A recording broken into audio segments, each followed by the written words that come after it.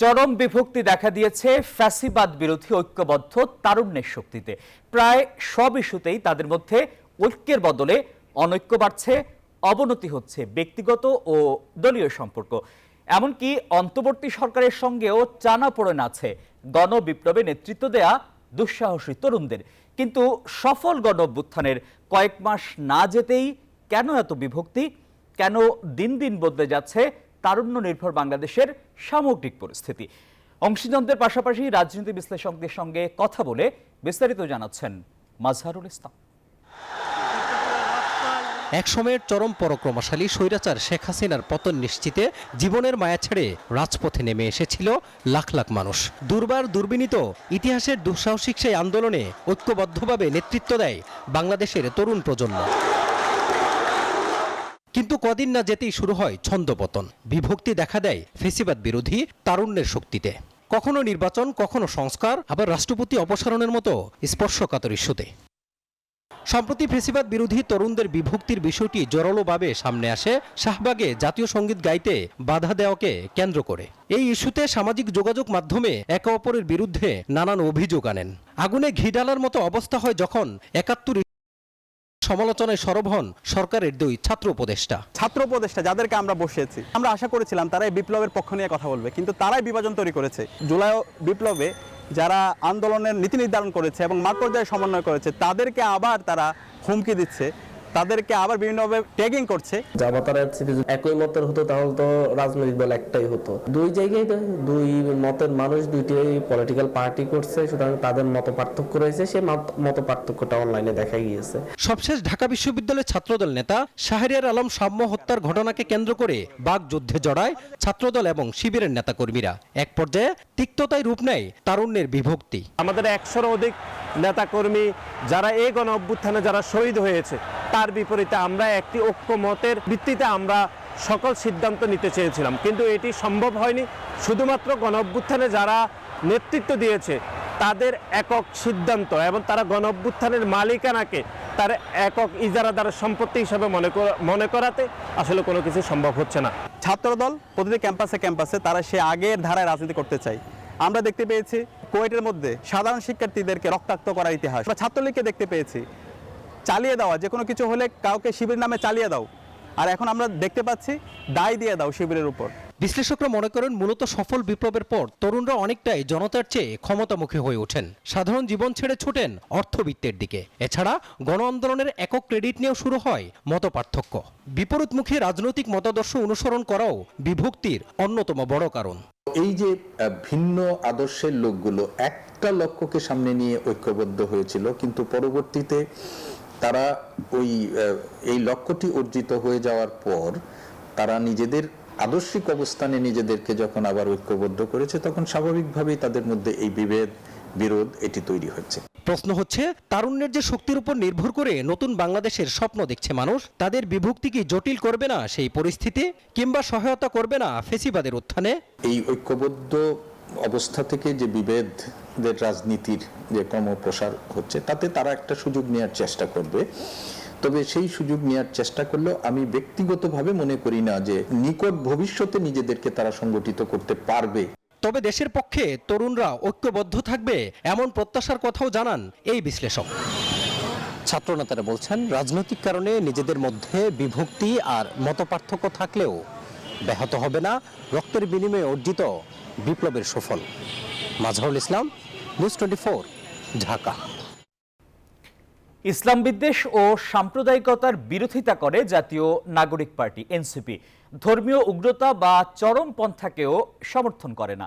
সোমবার নিজের verified Facebook অ্যাকাউন্টে এমন মন্তব্য করেছেন দলটির আহ্বায়ক নাহিদ ইসলাম। কয়েকটি বিষয়ে এনসিপির দৃষ্টিভঙ্গি শিরোনামে এই পোস্টে নানা বিষয়ে দলের অবস্থান তুলে ধরেন নাহিদ ইসলাম। বলেন, এনসিপি সেকুলারিস্ট বা ধর্মতান্ত্রিক কোনো মতবাদকেই আদর্শ বিবেচনা করে না। নাহিদ ইসলাম তার পোস্টে একথাও বলেছেন, বঙ্গোপসাগর অঞ্চলে বাংলাদেশকে কেন্দ্র করে একটি নতুন অর্থনৈতিক জোন তৈরির ভিশন আছে এনসিপির।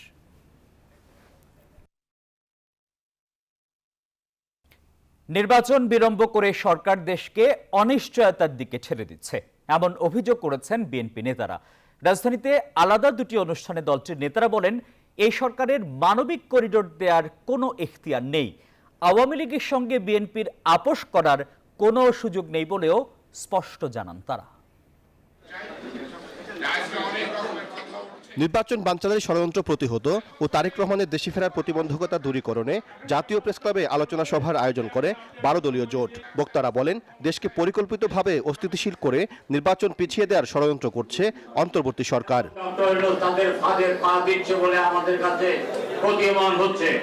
অনুষ্ঠানে প্রধান অতিথির বক্তব্যে বিএনপির স্থায়ী কমিটির সদস্য নজরুল ইসলাম খান বলেন, জুলাই সনদ তৈরি করতে 1-1.5 মাসের বেশি সময় লাগার কথা নয়। তাহলে কেন ডিসেম্বরের মধ্যে নির্বাচন করা হবে না তা পরিষ্কার করতে সরকারের প্রতি আহ্বান জানান তিনি। এখন যদি বলেন যে না আরো দেরি করতে হবে, তাহলে কারণটা তো তাকেই বলতে হবে যে কেন করতে হবে। এখন কারণ যদি গোপন থাকে যে আপনার সংগঠিত হতে একটু সময় লাগবে, কিংবা আপনি কারোর সঙ্গে একটু জোটের চেষ্টা করতেছেন, সেই জোটটা বানানোর জন্য একটু সময় লাগবে।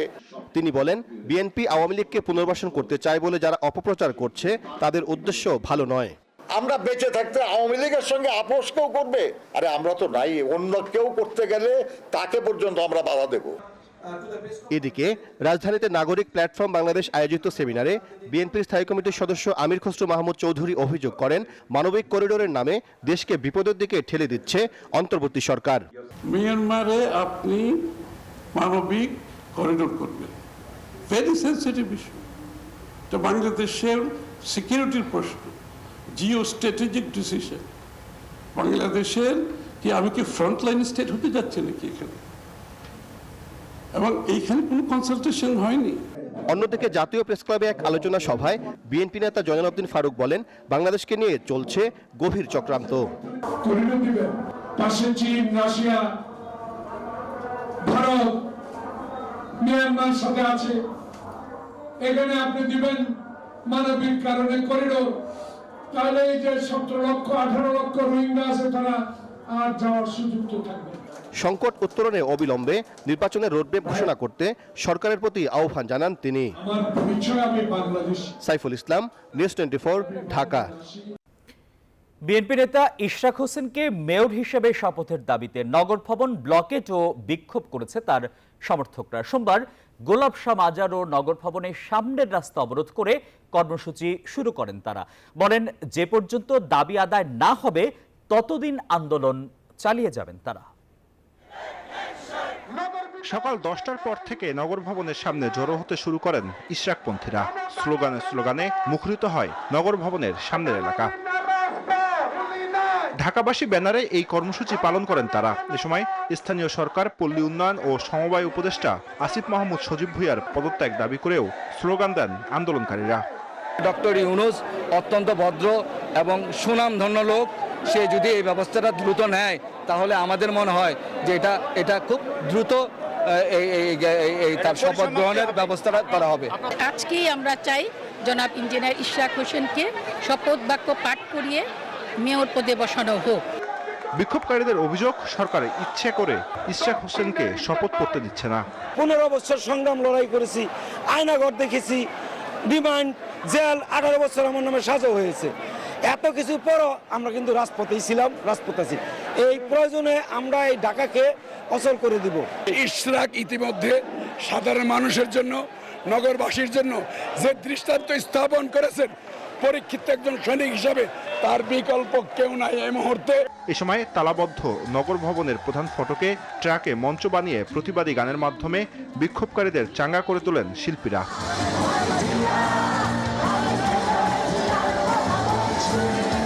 পরে মঙ্গলবারের কর্মসূচি ঘোষণা করেন এই আন্দোলনের সমন্বয়ক। সদল বলে এখানে এসে নগর ভবনের সামনে আমরা অবস্থান কর্মসূচি নিব এবং বিকেল 5টা পর্যন্ত এখানেই থাকবো আজকের মতো। যদি পরিস্থিতি বাধ্য করে, কোনো দিকে পরিস্থিতি টার্ন নেয়, তাহলে আমরা তাৎক্ষণিকভাবে আমাদের পরবর্তী কর্মসূচি ঘোষণা করব। ঢাকা দক্ষিণ সিটি কর্পোরেশনের মেয়র পদে ইশরাক হোসেনকে বৈধ ঘোষণা করে গত 27 মার্চ রায় দেন ঢাকার প্রথম যুগ্ম জেলা জজ ও নির্বাচনী ট্রাইব্যুনাল। রায়ের 1 মাস পর 27 এপ্রিল নির্বাচন কমিশন গেজেট প্রকাশ করে তাকে ডিএসসিসির মেয়র ঘোষণা করে। তারপর 22 দিন পেরোলেও এখন পর্যন্ত ইশরাকের শপথ গ্রহণের ব্যবস্থা করেনি সরকার। নির্বাচন কমিশন থেকে গেজেট প্রকাশের 20 দিন পার হলেও ইশরাক হোসেনকে এখনো শপথ না পড়ানো ষড়যন্ত্র উল্লেখ করে আন্দোলনকারীরা বলছেন সিন্ডিকেটের কারণেই তাকে এখনো শপথ পড়ানো হচ্ছে না। দাবি আদায় না হলে আরো কঠোর কর্মসূচির ঘোষণা দেন আন্দোলনকারীরা। জুবায়ের সানি, নিউজ 24, ঢাকা। আইনি ও মেয়াদ জটিলতার সুরাহা না হওয়ায় ইশরাক হোসেনের শপথের বিষয়ে এখনো চূড়ান্ত সিদ্ধান্ত নিতে পারেনি সরকার, জানিয়েছেন স্থানীয় সরকার উপদেষ্টা আসিফ মাহমুদ সজীব ভুঁইয়া। এ সময় নগরবাসীর ভোগান্তির কথা বিবেচনা করে আন্দোলনকারীদের ধৈর্য ধরার আহ্বান জানান তিনি।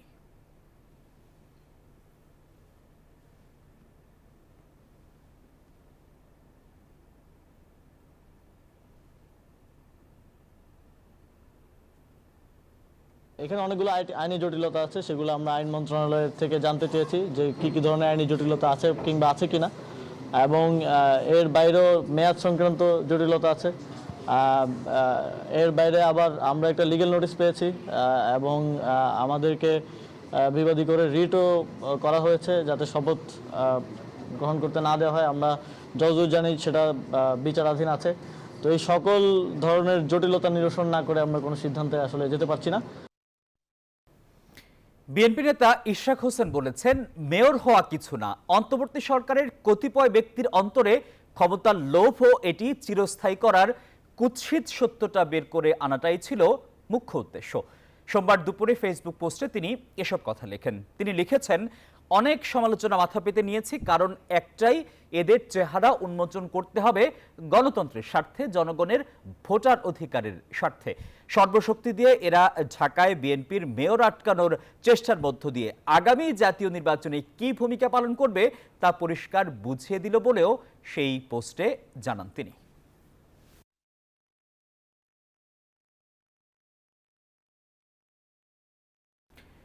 বিএনপির জাতীয় স্থায়ী কমিটির সদস্য সালাউদ্দিন আহমেদ বলেছেন, আজকালের মধ্যে ইঞ্জিনিয়ার ইশরাক হোসেনকে শপথ পড়ানো না হলে আন্দোলন অন্য রূপ নেবে। সোমবার বিকেলে বিএনপির সিলেট বিভাগের সদস্য ফর্ম সংগ্রহ ও নবায়ন কর্মসূচির উদ্বোধনের সময় এই কথা বলেন তিনি। আরও বলেন, নির্বাচনের কথা বললে অন্তর্বর্তী সরকার নারাজ হয়। সরকারের এক উপদেষ্টা বলেছেন, তাদেরকে নাকি জনগণ চায়। অন্তর্বর্তী সরকার নির্বাচন না দিয়ে ক্ষমতায় থাকার চেষ্টা করছে বলেও মন্তব্য করেন তিনি।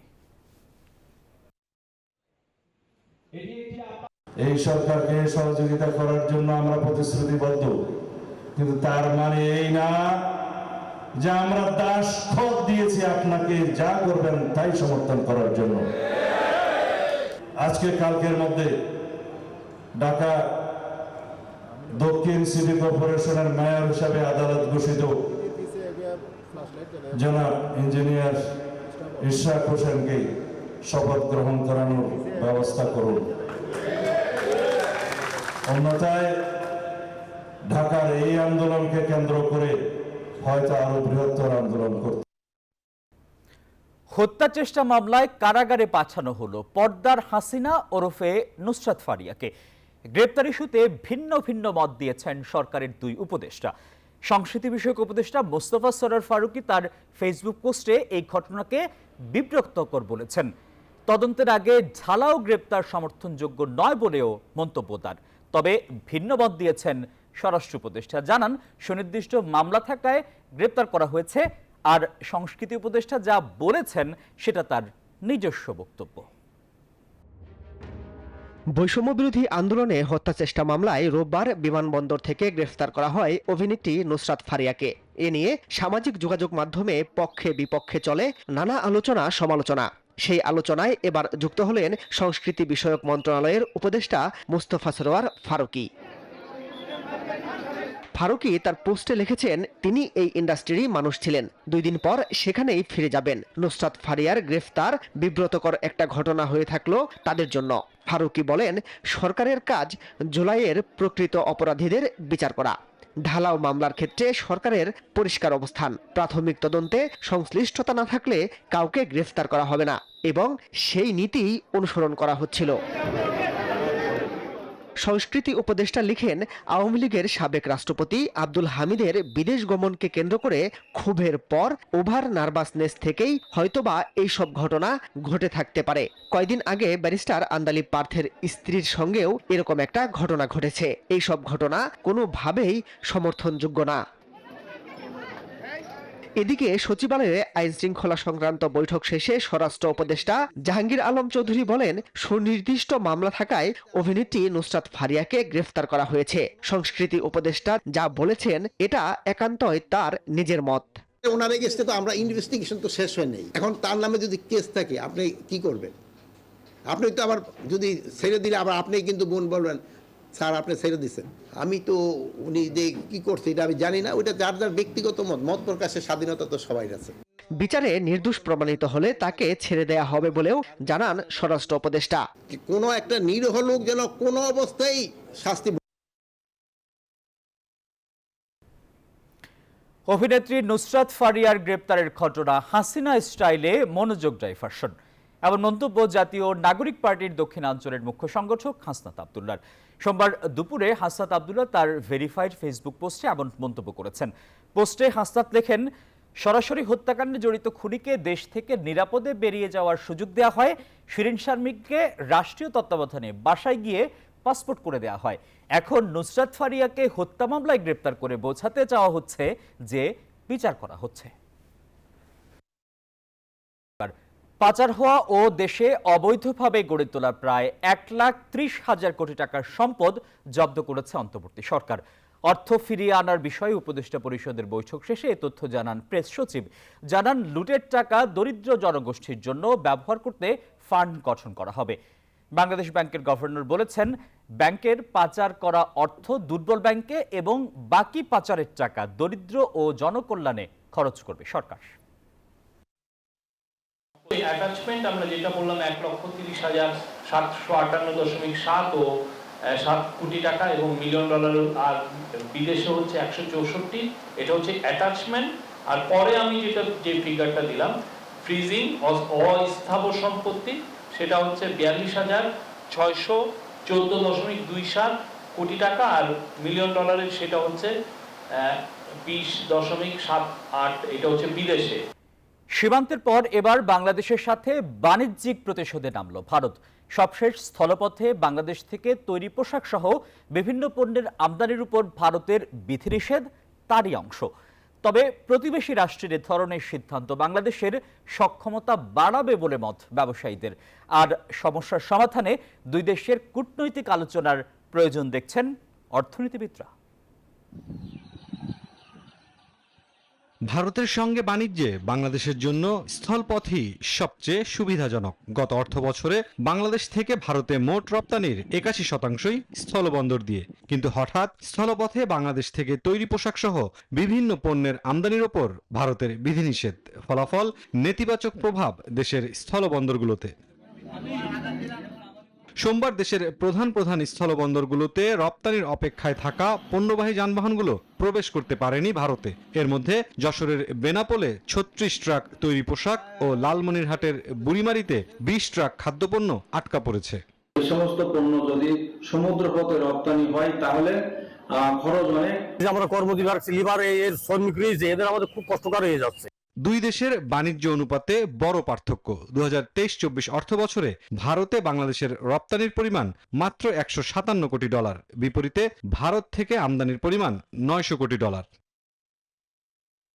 জুলাই আগস্টে পট পরিবর্তনে বৃহৎ প্রতিবেশীর সাথে চলছে অস্বস্তিকর পরিস্থিতি, যার দৃশ্যমান প্রভাব পড়ছে দ্বিপাক্ষিক বাণিজ্যে। মার্চ এপ্রিলে ভারত থেকে সুতা আমদানি বন্ধে উদ্যোগ নেয় বাংলাদেশ। বিপরীতে এপ্রিলেই বাংলাদেশের জন্য ট্রান্সশিপমেন্ট বাতিল এবং সবশেষ স্থলবন্দর দিয়ে কিছু পণ্য আমদানিতে ভারতের নিষেধাজ্ঞা। বিকল্প হিসেবে পোশাক রপ্তানি আমরা সিতে শিপ করতে পারবো, কিন্তু অন্যরা বেশি ক্ষতিগ্রস্ত হবে এটার জন্য। এবং এটা আমি মনে করি রেসিপ্রোকাল। আমরা প্রথমে ঢিল মারছি ওই জায়গায়, এখন পাল্টা ঢিল খেতে হচ্ছে। সাম্প্রতিককালে দুই দেশের একটা রেসিপ্রোকাল বিষয় দাঁড়িয়েছে যে তারা আমাদের ট্রান্সশিপমেন্ট দিবে না, আবার আমরা তাদেরকে ট্রান্সশিপমেন্ট দিচ্ছি না। এতে কে লাভবান হবে? আমি তো মনে করি বাংলাদেশই লাভবান হবে। চলমান সংকট উত্তরণে তাই দ্রুত কূটনৈতিক আলোচনা শুরুর পরামর্শ অর্থনীতিবিদদের। বাণিজ্য চলাচল করলে সেটা একটা অর্থনৈতিক সম্পর্ক এবং রাজনৈতিক সম্পর্ক, তারপরে হলো ডিপ্লোম্যাটিক সম্পর্ক, হ্যাঁ, এইগুলো থাকে। তো এখানে তো একটা সিগন্যাল দেওয়া হচ্ছে যে তা কোনো কারণে অসন্তুষ্ট কিংবা, কিন্তু এটা আমাদেরকে আলোচনার মাধ্যমে ঠিক করতে হবে। ভারতের নিষেধাজ্ঞা অনুযায়ী তৈরি পোশাক রপ্তানির ক্ষেত্রে বাংলাদেশের জন্য দেশটির 2টি সমুদ্র পথ খোলা রাখা হয়েছে। মুরসালিন হক জুনায়েদ, নিউজ 24, ঢাকা। আন্তর্জাতিক প্রসঙ্গ। যুদ্ধবিরতির মধ্যেই নিজেদের প্রতিরক্ষা সক্ষমতা বাড়াচ্ছে ভারত। সরাসরি পাকিস্তানের সামরিক ঘাঁটিতে আঘাত হানার হুঁশিয়ারি দিয়েছেন প্রতিরক্ষামন্ত্রী রাজনাথ সিং। তবে দিল্লির কাছে মাথা নোয়াবে না বলে সতর্ক করেছে ইসলামাবাদ। কূটনৈতিক তৎপরতায় এবার চীন আফগানিস্তানকে পাশে চাইছে পাকিস্তান। পাকিস্তানের হামলার ক্ষত আর চেপে রাখতে পারল না ভারতীয় মিডিয়া। ইসলামাবাদের শক্তিশালী আঘাতে ধ্বংসস্তূপ ভারতের গ্রামের পর গ্রাম। নিজের কান কেটে অন্যকে শিক্ষা দেওয়া বিশ্বগুরু ভারত এবার নিজের প্রতিরক্ষা ব্যবস্থা নিয়ে বিরোধীদের তোপের মুখে। যুদ্ধবিরতি হলেও একের পর এক সামরিক মহড়া চালিয়ে যাচ্ছে ভারত। সোমবার পরখ করা হলো নিজেদের আকাশ প্রতিরক্ষা ব্যবস্থা।